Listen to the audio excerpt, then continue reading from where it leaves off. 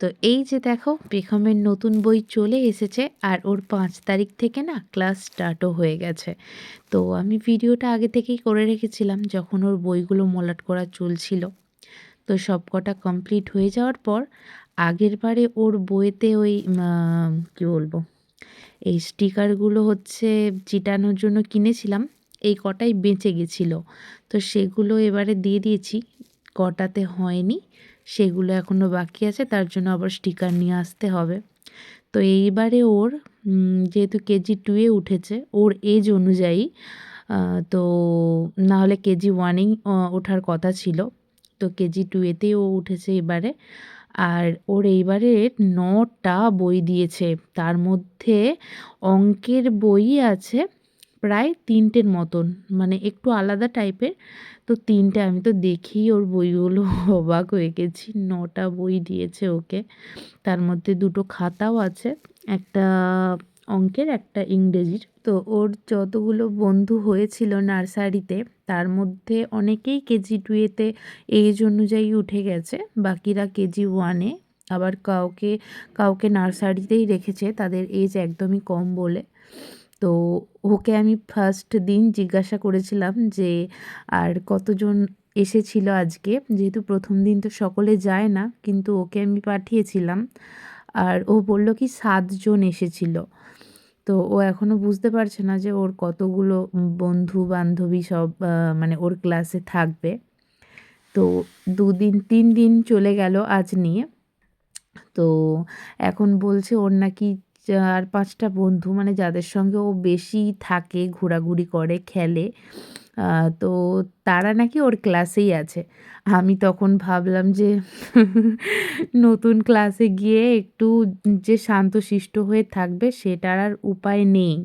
তার কারণ হলো যাদের সঙ্গে ও মিলে দুষ্টুমিটা করে তারা সবাই ওর সঙ্গে KG 2-এতেই উঠে গেছে। তো যার কারণে ওদের দুষ্টুমি করাটা আর কমবে না। কারণ ওদের কি বলবো, একে অপরের সঙ্গে দুষ্টুমি চলতেই থাকে।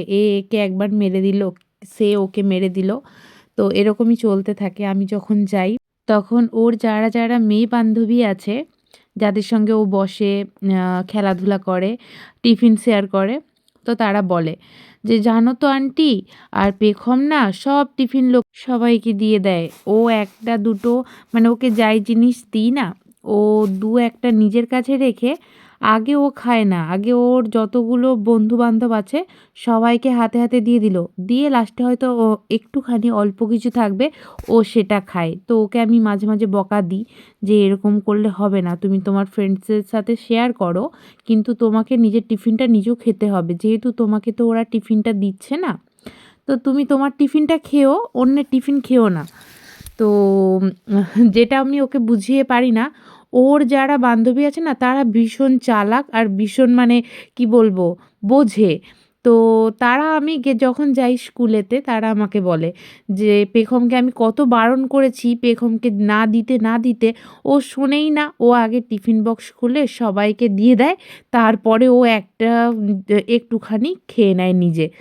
তো আমি ওদের দিকে বলে আসি যে তোমরা সবাই পেখমকে একটু বলবে তো, পেখম আমার কথা শুনছে না, ও ওরকমই করতে থাকে। তো ওদেরকে আমি বলে আসি, জানো, যেহেতু আমার পেখমকে সত্যি আমি বলে বলে পারি না, ওর অভ্যেসটাই ওই রকম যে ওর কাছে যদি কেউ বাচ্চা কিংবা কেউ থাকে তখন ও সবই ভুলে যায়। মানে ও হয়তো ওই জিনিসটা বাড়িতে খাওয়ার সময় হয়তো আমাদেরকে একটা দুটো দিয়ে বাকিটা ও সবটা নিয়ে খেয়ে নেবে, কিন্তু ওর কাছে যদি কেউ অন্য কেউ বাচ্চা থাকে তো ও তাকে বেশিটা দিয়ে ও অল্পটা খাবে, এরকম করতে থাকে ও সবসময়। আর ও তো যখন নার্সারিতে প্রথম স্কুলে ভর্তি হয়েছিল তখন তো ও যে সবাইকে যে ওর বন্ধু বান্ধব ওর সেটা মাথায় নেই, ও সবাইকে ভাই বোন এরকম বলে ডাকতো। এখন তবুও ভালো, সবাইকে নাম ধরে ডাকে ওর ক্লাসের সব ছেলে মেয়েদেরকে। আগে তো ভাই বোন ছাড়া আর কোনো কিছুই বলতো না, সবাই খুব হাসতো যখন ও সবাইকে ভাই আর বোন বলে ডাকতো। ওর ম্যামেরাই বলতো যে ভাই বোন হয় না, ওরা তোরই বয়সী আর সবাই সেম এজের, তো সবাইকে নাম ধরে ডাকবি, এরকম বলতে বলতে আস্তে আস্তে ও শিখে গেছে। এখন সবার নাম জানে, সবাইকে নাম ধরেই ডাকে।